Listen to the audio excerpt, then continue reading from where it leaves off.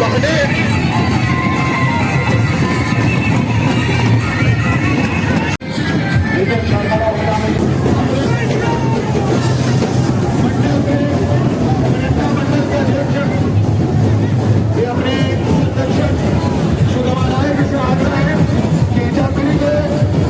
अपने राम भक्तों को स्वागत करें।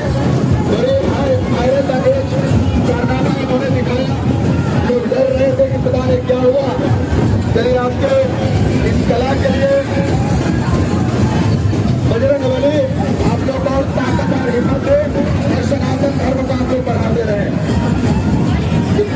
मंडल के संरक्षक सुदामा नायक जी, मंडल के अध्यक्ष अपने रत्न प्रकाश जी, गीतापुरी के राम भक्तों को स्वागत